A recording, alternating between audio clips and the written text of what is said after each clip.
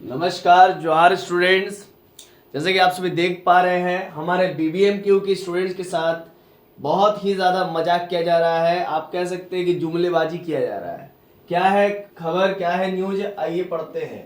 बीबीएमक्यू के स्नातक के द्वितीय जेनरिक पेपर की परीक्षा इसी महीने, ठीक है ना। बार बार डेट टल रही है, बार बार एग्जाम का डेट आ रहा है, ठीक है ना। परीक्षा बोर्ड की बैठक में बीएड का रिजल्ट जारी करने का निर्णय, ये भी एक न्यूज है। पीएचडी का द्वितीय परीक्षा भी जल्द, पीएचडी का भी द्वितीय परीक्षा होगा। अब देखिए आगे, विनोद बिहारी महतो कोयलांचल विश्वविद्यालय धनबाद के परीक्षा बोर्ड के बैठक शुक्रवार को हुई, ठीक है। फिर क्या कहता है, जरा समझिएगा, है ना। शुक्रवार को बैठक हुई। बैठक की अध्यक्षता कुलपति डॉक्टर पवन कुमार पोद्दार ने की, ठीक है। और दौरान बीएड सेमेस्टर 2 सत्र 2022 से 24 जो सत्र था, पुराने सत्रों का परिणाम जारी करने का निर्णय लिया। धनबाद बोकारो के 26 बीएड कॉलेज से कुल 3,360 छात्र छात्राएं परीक्षा में शामिल हुए थे।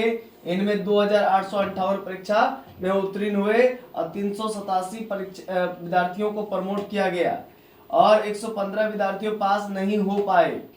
परीक्षा नियंत्रक डॉक्टर सुमन कुमार बर्णवाल ने बताया कि शनिवार को परिणाम विद्यार्थी के लिए विश्वविद्यालय की वेबसाइट पर अपलोड कर दिया जाएगा।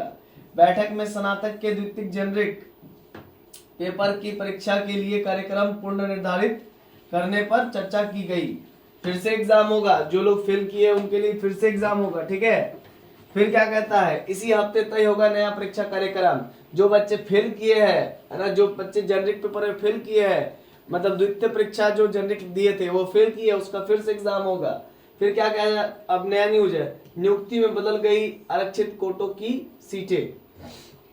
बीबीएमक्यू ने 130 आवश्यकता आधारित शिक्षकों, और कुछ दिन में ही हाल ही फिलहाल में जो एक न्यूज आया था कि बीबीएमक्यू कुछ अस्थायी शिक्षकों की नियुक्ति कर रहा है।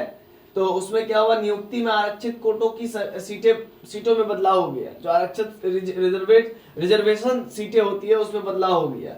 पहले 130 में 50 अनारक्षित और 29 एसटी और 15 एससी और 14 बीसी, 8 बीसी 2 और 14 सीटें ईडब्ल्यूएस की थी। अब संशोधित सीटों में अनारक्षित 54 हो गया, एसटी 33 हो गया, एससी 16 हो गया, बीसी 1 11 हो गया, बीसी 2 5 हो गया और ईडब्ल्यूएस की सीटें 11 हो गई।